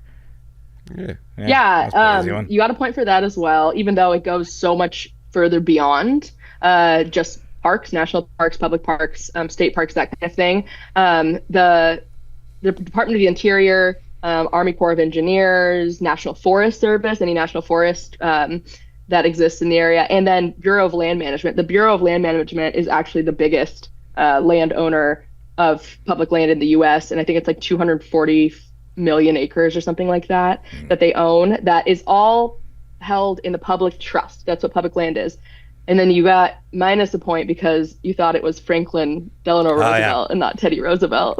I was going to correct him on that because someone would yell in the comments. I got my Roosevelt wrong. Yeah, Teddy is the conservation president. And Teddy was a hunter. Yes, Teddy was a hunter. Wouldn't kill a bear, and that's why we have teddy bears. That was almost my fun fact. And then I was like, because he was actually being led by a black guy named Holt Collier. And he is a very famous hunter in the BIPOC community, but not a lot of people know him. But he was actually the guy that took Teddy on that expedition. That was going to be one of my fun facts, but you knew it anyway. Yeah, but before we ever had teddy bears, it's because he wouldn't shoot. And then they brought them onto the market, like, here's your teddy bear. Ooh, soft president. Ooh. What role do Indigenous people play in environmental sustainability? I think we kind of talk about eagles and the land. The spokespeople for the land. Spokespeople for the land, man. Spokespeople for the land. There you go. Yeah. So Indigenous peoples only make up 5% of the world's population, but we protect 80% of the world's biodiversity. And that's worldwide. It kind of goes towards what I was saying earlier. Wait. You talk about biodiversity for the world? 80% for the world? Well, they protect it, she's saying. Right? Protect. That's cool. I do talk about it a lot, but maybe not. I might not be the singular. I mean, in South Florida, I can just speak to this from growing up in Miami, being a biologist and marine biologist down there. The Seminole and the Miccosukee tribes down there use a lot of their money. The Seminoles own the Hard Rock whole chain. They use a lot of money and lawyers to protect the Everglades, the water quality in the Everglades, to fight against the different pollutions that are caused by runoff, agriculture, all that stuff. So, I mean, I don't know if that's what you're talking about, but I know from I South just Florida, watched a documentary on Jimmy Carter called Carterland, and I saw it on a plane. It was pretty cool, man. And he was very good for the environment. He put fucking solar. If we stuck with what Jimmy Carter said, right, we kept on that plan, the environment would be all right now. But then, like, he put solar panels on top of the fucking White House, and that was the first thing that Reagan did when he got in, was remove them. Wow. Like, why would you take them off, you fuck? Because Reagan was arguably the worst president for the people love him ever. I know for the environment. Yeah, for the environment, but people love him. Sorry, but I cut you off there too. So you 80% did the percentage again? Sorry.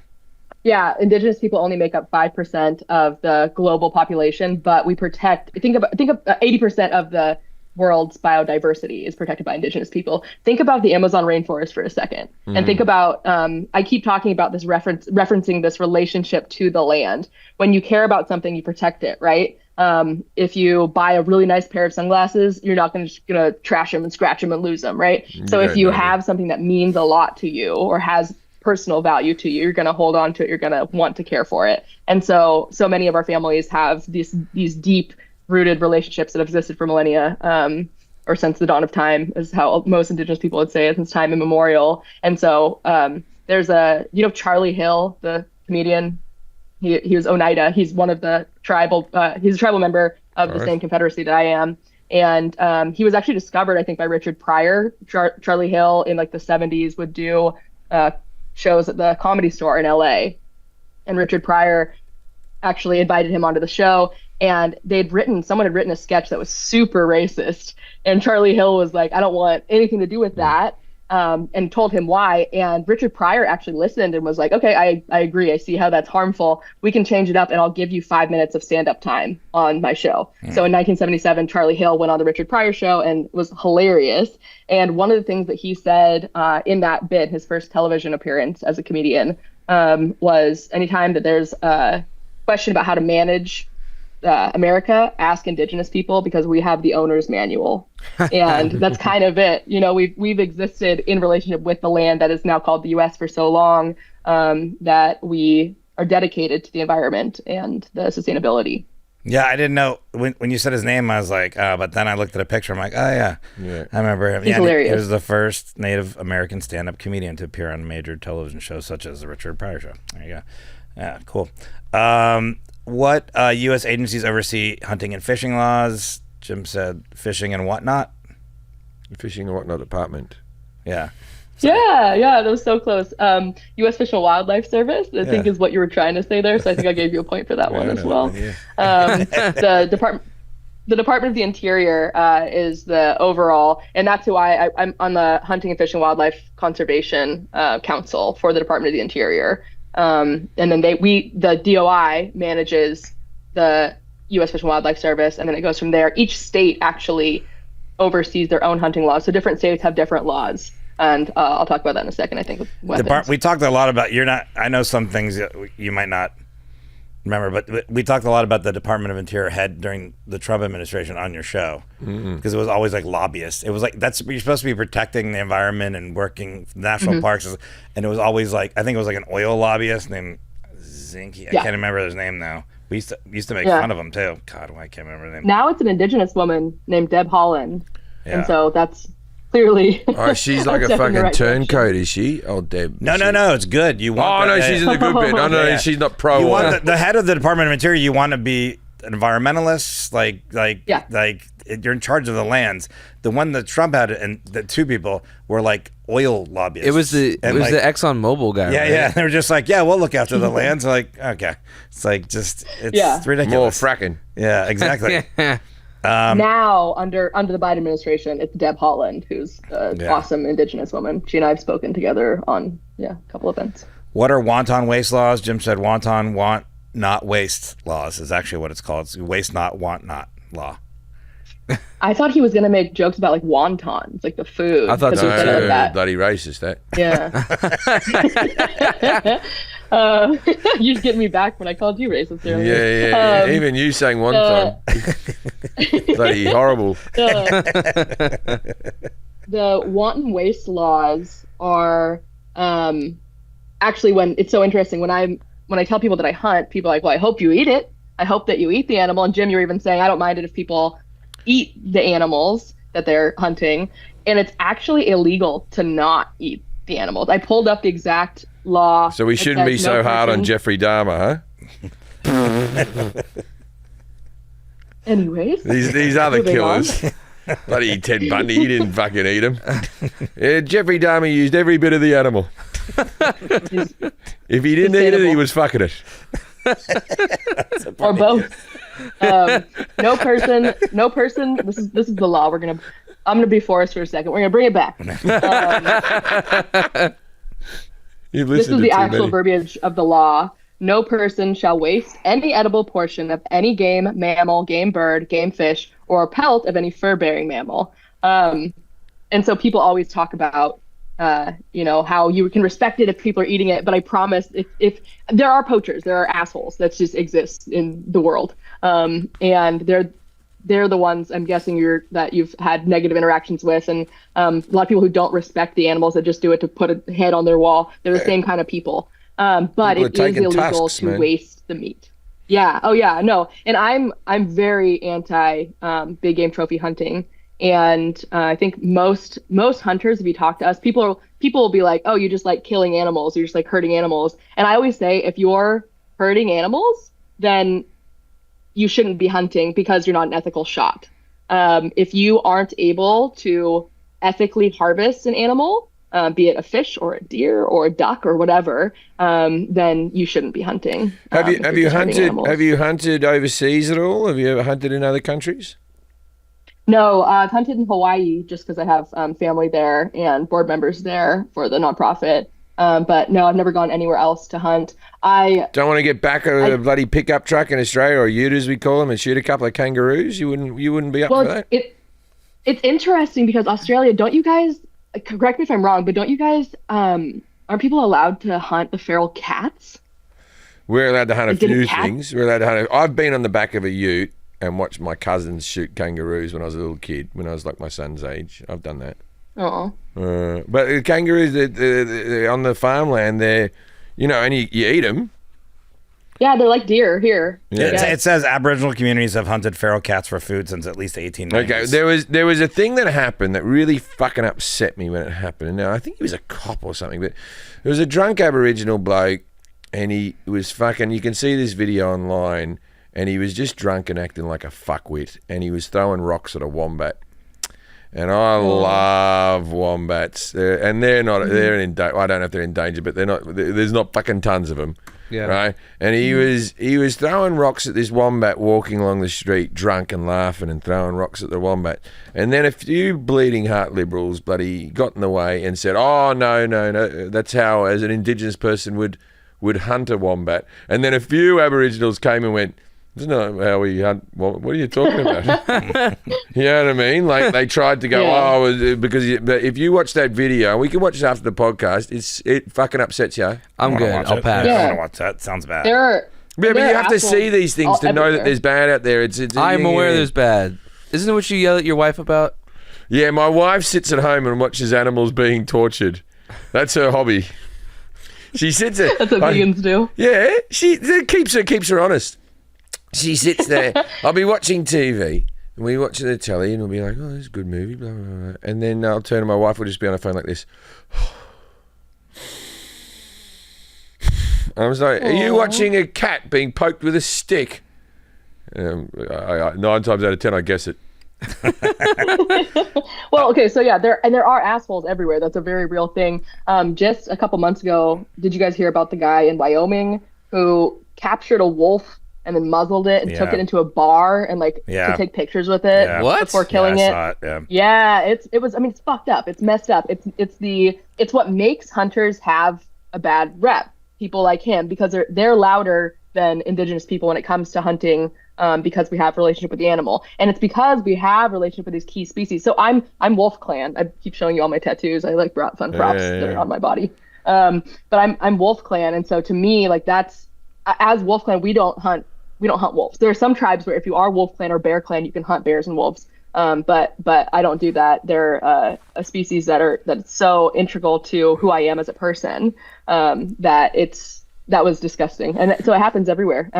Anytime that you don't have respect for the animal and aren't treating them like a living thing, a living being that deserves respect, then that's when hunters get a bad rep. I was watching a documentary on Peacock at the moment about I think it's the 1990 New York Yankees, which were historically a diabolical team, and Steinberger or whatever the guy, Steinbrenner, he was fighting with the guy who was the top guy, and he wanted to get rid of him and send him off to the Angels. There was another guy who was dating a 15-year-old girl, and like in their fucking yearbook, like of the Yankees, he was in her prom. Right, in the photo, like it was dodgy. Ugh. But then there was one other player who just in Manhattan brought 2 cougars into the locker room. What? Like actual full cougars just into the locker room, and they were just like. And one day he brought 2 cougars in the locker room. And they go, shit got crazy, and you're like, where the fuck did you get 2 cougars in Manhattan? Oh, it's saying Brett Gardner. He was pretty good too. Yeah, he brought 2 cougars. Yeah, he was good. Yeah, brought 2 cougars in. I guess he'd have to be. But that was the era, the 80s and 90s, when like Tyson had tigers and shit. I think that was when we started getting the Tiger King people. The late 80s, early 90s. No, they had them 70s. They have drug dealers. But celebrities doing it. Yeah. Mm-hmm. What percentage of hunters identify as people of color? Jim said 32%. So it's less than 4%, according to the U.S. Fish and Wildlife Service. They did a demographic study in 2016. It's a little outdated now, but in 2016, about 97% of hunters identified as non-people of color. So 97% of hunters in the U.S. are white. Most of them have been on the Joe Rogan Experience, I think. My stats are from Africa, though. So. 32%. That's very low. It's still South bad. Africa. Yeah, South Africa. My stats are from South Africa. There we go. Yeah. It is interesting. That's part of why we started the nonprofit, though, was because I like to ask people to picture a hunter, and no one pictures me. And it's so interesting because my family's been hunting here forever. Part of being a woman, I think it's also like 89% identify as men. And so that's another thing too. At my kid's school, every second white kid's called Hunter. Most people, I think, when they picture a hunter, picture like Elmer Fudd. That's what I picture, like a flannel and like a Trump hat. Yeah, exactly. So like I do talk like this. Dick Cheney, didn't he? He shot his mate in the face while he was hunting. Owner. Yeah. What weapons can be used to hunt in the U.S.? Name them all, Forrest. Crossbow, all guns, basically. Spears, boomerangs, throw a shoehorn, bricks to finish boomerang if a guy's on holiday. Hooks on the end of a wire, nets to suffocate, or plastic bags, also known as land nets. Land nets. Yeah. Yeah, like 2 of those were right. Well, you can use all those things, right? Well, you can try. No, there's actually really strict laws. They're called methods of take. There's really strict laws in different states, and they vary by state. So Forrest was talking about the guy in Hawaii that has a spear. That's much more common in Hawaii. It's illegal in some states to use spears, but in Hawaii you can even use knives. They usually do that while running dogs. It's my least favorite style of hunting. Yeah, it was terrifying. Just holding the spear was terrifying. I don't know if I'm going to hit my ankle with this. I don't know if Forrest is in any state to be holding a spear. Never. Even when I was in shape, should I not be holding a spear? Yeah. Like, not in this state. In shape. It is interesting, though, because there's various firearms. All states you can use shotguns or different kinds of rifles. Canada, you can only, I believe, for hunting big game, you can only use muzzle loaders, which is interesting because the famous gun routine, when you say that every gun should have a musket, that's a muzzle loader. Like a muzzle loader is like a type of musket that is being used, and I think it makes a lot of sense. Yeah. I'm probably one of the only hunters who would say this, but I've done March for Our Lives and stuff like that. I've been very I hunt with a bow and arrow, and so I'm very pro reasonable gun control as a hunter. And I think any person who like looks deep inside themselves can say that children in our schools are worth so much more than being able to hunt with a fancy rifle. Well, after what happened with Hunter Biden, it turns out the Republicans like gun control as well. They're all for it as well. Yeah. It's like he shouldn't have had a gun there. Yeah. They're for schools. Back to I school brought sale. a couple of my bows. You want to see them? Sure. Yeah, the one in the background there. Is that one? That one's a fun one. Yeah, I have one closer. This is a compound bow. Oh, yeah, that one looks like it'll kill more. Yeah, they're intense. They shoot far and fast. And then this was actually made by one of my buddies who's from the Klamath-Modoc tribes. And so it does have a string on it, but it needs to be, it would need to be bent. And these don't shoot as far, but it's very traditional method of equipment. How close do you have to be to kill someone with that? Depends on the hunter, but like I was saying earlier, if you're hurting animals, then you're not an ethical hunter. So you always have to be aware of your range. My lethal range is about 50 to 40 yards. You have to be pretty close. But my fiance, for example, when he got his first elk, was at like 82 yards. That's because in our backyard we have elk target, and he shoots up to 100 yards every day. Right. So, did you guys meet each other in some type of hunting app? No, hunters mingle. Shoot right. No. Hunter be hunted. No, we met at Target. We met at we did meet at a Western bar. It was a line dance night. Nice. That's the widest activity on earth. That's fucking cultural appropriation if I've ever seen it. Fucking hell, I'm coming over to your house with feathers in me head after that. Fucking hell, you can't be line dancing. We were listening to the doohickeys, actually. Hey, shout out. Thank you. I'm glad you're okay, Jack. I saw you got hit by a plane earlier. I got hit by a plane earlier. Yeah, thank you very much. What? We made a promo. You guys got to watch my social media we more. haven't watched it. Yeah. I didn't know you had social media. I love that I did and they haven't yet. Welcome to my hell.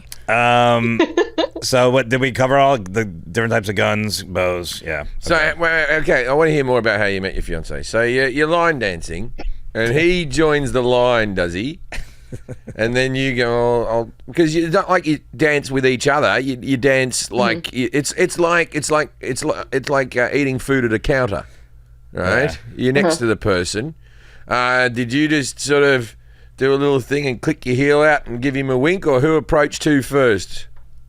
It's actually a very cute and fun story. And believe it or not, we don't have time for it. No, I know you don't have time for a full story.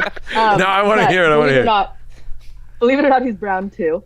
So we're both appropriating, and we were both actually DDing that night. I was driving. It's double dicking for the people who don't know. What does DDing mean? Designated driver. Double. Oh, drunk driving. You're both drunk driving. All right. Crashed into each other. Crashed into each other. Surprised you didn't say double docking or something. But anyways, we were DDing, and I walked in with one of his buddies like hanging over my shoulder because he was so drunk. I like carried him up the stairs, and I was like, you shouldn't even be like entering a bar in this state. They're not going to sell you anything. And he saw me with a guy over my shoulder, and he was like, oh, she's with my friend Matt, obviously. And then you already knew Matt, or you just picked him up off the road? I knew Matt. I picked him up kind of off the road. He was struggling, but picked him up to take him so he could go dancing. And I was sober. I was kind of like hanging out on the wall. And he told Matt that he thought I was cute, but Matt was so drunk that he told me that he thought my friend was cute. Anyways, we've been together for 8 years. But that night I texted my friends, and I was like, my future husband just walked into the bar because he was in his cowboy boots and his little like doohickeys cowboy hat. And, yes. Yeah, it was kind of cute. Future husband. Yeah. You could have gone out with Jack. Jack's in the doohickeys. I think we're the same age too. Can you hunt? Wait, nope. Can I ask you a question, Jack? Yes. Oh boy. Why aren't you dating the other member of the doohickeys? The girl has standards. Yeah. We're just friends. Yeah. We had to write a song about it because we could ask that question all the time. Isn't she engaged? Or Yeah, she's cute.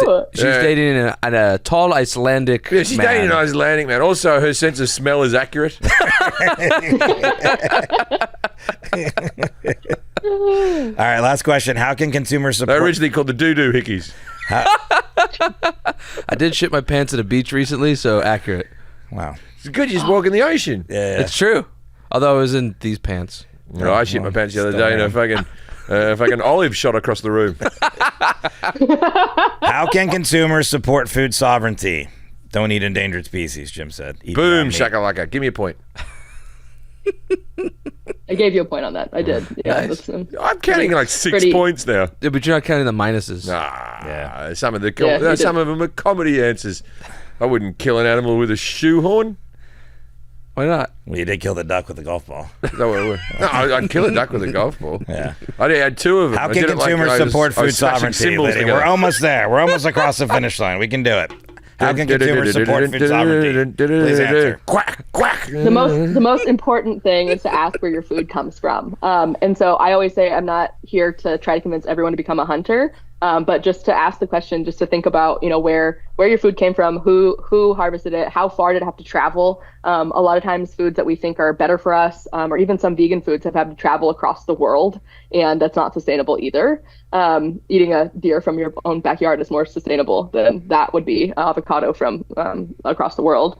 So asking where your food comes from, caring about animals and their well-being, and not eating from factory farms, and learning a bit about the indigenous peoples near you and traditional ecological knowledge, teaching your kids that we're still here, and why it's important to respect different cultures.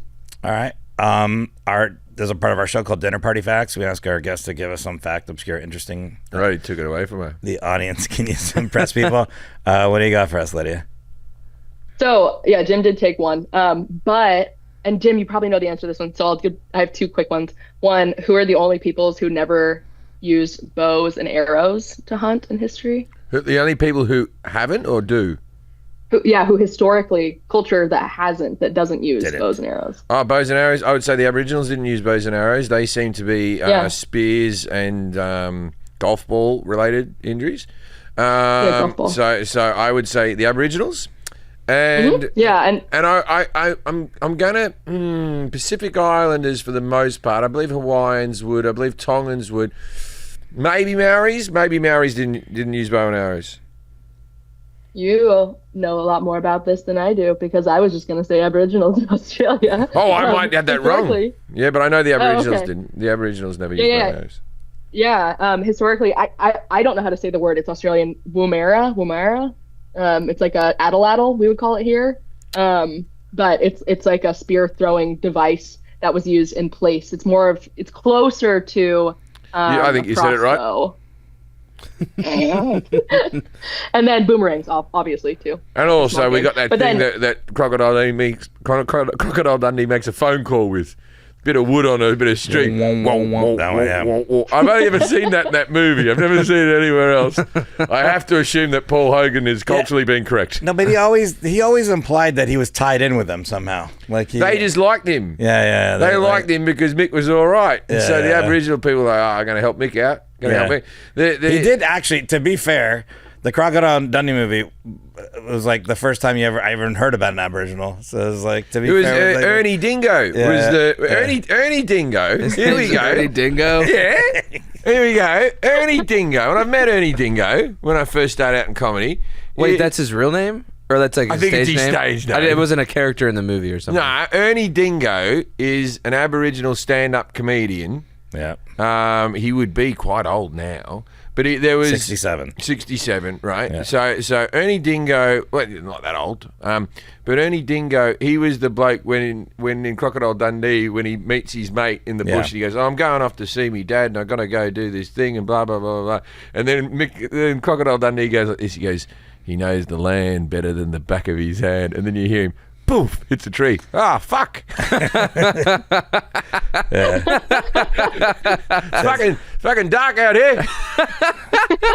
It says he's designated as an Australian National Living Treasure. Yeah, I think he was in a movie called Storm Boy, which is like a really good film I think it was Ernie Dingo. It might have been The Fringe Dwellers, Tootawali, Crocodile Dundee, Blackfellas, Cappuccino, Deadheart, Somewhere in the Darkness. He's got a lot here. Blackfellas.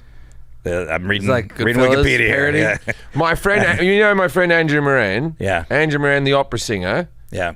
He was in an opera with Ernie Dingo. He was the only white guy. Everyone else was Indigenous. Yeah. And they went and did an opera about Indigenous people, and they travelled to rural places and actually did that. And he performs in the Sydney Opera House. That's his regular job. And then he went on the road with Ernie Dingo. By the way, I looked at the internet says Maoris did not use bow and arrows as well. There we go. There you go. Next podcast you do, you got 2 places then, hey? My other little fun fact, really quick though, was I wore this shirt mostly to piss off Jim because I've heard you so many times talk about it. Do you get the song Lydia, the tattooed lady, sang to you a lot? Constantly. My dad's the biggest Marx Brothers fan in the world, and so I think that's where my name came from, which is embarrassing. I thought that came from the fucking Muppets. Is that at the Marx Brothers?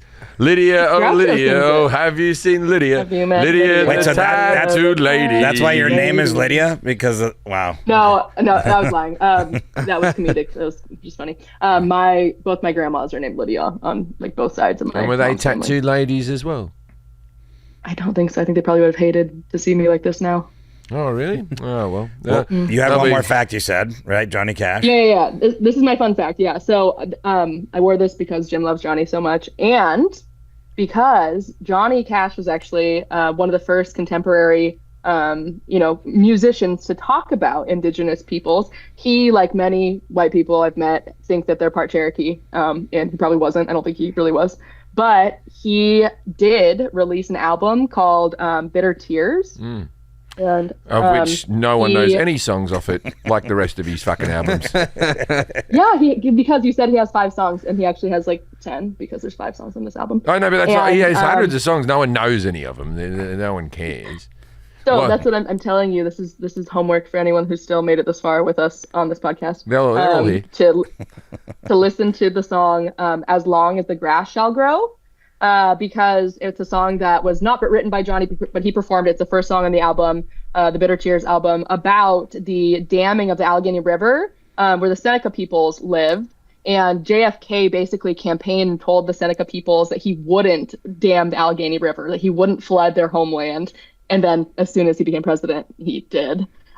So anyways, it's a song about that experience and the Seneca people mourning the loss of their land. And it's called "As Long as the Grass Shall Grow." And that phrase, "as long as the grass shall grow and the rivers flow," comes from the end of all the treaties signed with Indigenous tribes throughout the United States. And like I said earlier, all of them were broken. None of them were ever honored by the United States government. But I do have his albums and not just... Oh, yeah, that's cultural. But we all... He's dressed different. Yeah, he's still in black. But I know. Look, I haven't heard the song, but I assume it goes like this. As long as the grass will grow. Oh my God. It grows quite long, and we do not know. The grass. Lydia, thank you for being here. Your nonprofit organization is called Hunters of Color. You can go to huntersofcolor.org and see what they're about. Help with their cause. Just go there and check out the website and find out some information. You can donate too to them at Hunters of Color on Instagram. Thank you for being here. Yeah, thanks for having me. Can I say one more thing really quick? Because I wanted to thank you guys for the podcast. Yeah, sure. What do you want? Was that what you wanted to say? Was thank you, or you? Kind of, yeah. It's a little bit more verbose. Give me a second. So I actually met both of you on my birthday in Vegas, and I think that I confused the fuck out of you, Jim, because I was like, "Hey, you did a podcast about psilocybin therapy, and I wanted to thank you for that." And it was like one of your guys' first IDCat episodes, or early on. You had a guy come on to talk about magic mushrooms. Yeah. And I remember this now. I remember meeting you now. This has all come back yes. to me. Yep, carry on. Yep. Did I confuse you so much? Yeah, I did. I was so high too. It was a mistake. No, we both were. But seriously. That's why we just was it after the show or before the show? It doesn't matter. We were both high. Just before the show. I'll tell the story really quick because only you and I were there and the security guards. But I earlier that day, because it was my birthday, I was like, "Jimmy, did you buy me backstage passes for my birthday? I want to meet Jim." And he was like, "I can't fucking afford that." And so I was like, "Okay, whatever." And then I was pissed because we were late for the show. We don't have those in Vegas, so you're not missing out. There's no backstage passes in Vegas. Oh, cool. Okay. Yeah. Good to know. But I was pissed because I was late for the show because my friend was going pee. So I was like standing in the hallway by myself waiting for her to be done. And I was like, oh, Jim's going to be on stage. And I hate being late to comedy shows. I think it's like the number one or number two, like worst thing you can do at a comedy show. And so I was standing there and all these guys in like yellow shirts start walking by. And I was like, what's the security guards doing here? And you're in the middle. And I know you're probably not supposed to do this either, like talk to people before the show, but you were so nice to me and like stopped for a second. I was like, hey, I just wanted to say thank you for doing that episode about psilocybin therapy because it saved my life. And then Jim goes, I did? It was our 17th episode. I just looked it up. Yeah. Yeah. And I was that was like, good of me. Did. And you had an expert on, and he talked about psilocybin therapy, and I was able to get psilocybin therapy, and it saved my life. I had some pretty aggravated abuse as a kid, so I had really bad catastrophic anxiety, like the spiraling and everything is going to hell. And I did psilocybin therapy here in Oregon. It's the only state where it's legal right now. So I did it through the Oregon Health Authority, and it saved my life. I mean, I've never been able to get out of those cycles until that. And the day before I went to do the therapy, listen to that episode, and the guy told me you can't die from psilocybin, and Jim goes, I know, I've tried. And so that was like what I kept in my that's like what I kept in my mind the whole time, because it was my first time ever doing drugs, and it saved my life. So I just want to say thank you. Drugs, what can they not do? All right, thanks for being here, Lydia. Thank you, Lydia. And I appreciate that nice little story at the end there as well. Ladies and gentlemen, if you're ever at a party and someone walks up to you and says, you don't need a license to go fishing, I don't know about that. And then walk away. Good night, America and Australia and all the other nations on Earth. All right, Lydia, thanks again for being here. This is coming out, I believe, July 2nd. I think is when this is coming out, right? This is going to come out July 2nd. Yeah, I'll let you know, but we'll tag Hunters of Color in there as well too on Instagram. So cool, thanks, I appreciate it. Yeah, I'm not worthy of promotion myself, but the nonprofit is. And in meeting, we can put your handle up there as well. You're the face of the thing. Yeah, you send your handle. You didn't send it to me. Send it to me. Of course you're worthy. Go get some more psilocybin. Fucking, it doesn't feel like you're out the other side. She's a couple more sessions. I'm not worthy of promotion. Yeah, it's up to you. If you want to send it, you can. I'm not going to force you, but by all means, it's you. We're on the podcast. Yeah. So. And next time we're in Vegas or wherever, you reach out and we'll get you some free tickets, and you can have backstage passes that time. So cool. we'll sort that out. Thanks so much for having me, guys. I really appreciate it. By the way, thanks because I got to meet Lydia and she was on the podcast. Her dad's gonna be on the podcast, and you're gonna be very excited when her dad. Not that we didn't enjoy Lydia, but it's gonna be one of your favorite subjects. You're gonna be excited. So. My dad's gonna be so much better. No, you're great. Awesome. You're awesome. I'm gonna be like this, and it's gonna go. You're a fucking Marx Brothers fan. It's not what we're talking about, but yeah. Yeah, he's gonna know. But enjoy the Dodgers game. How about that? That's my hint. Enjoy the Dodgers game. Oh, I think I've cracked it then. It's the Dodgers. It's kicking native people off Chavez Ravine. Crushed it. All right, Lydia, we'll talk to you later. Thanks so much, guys. Take care. All right, bye. Bye.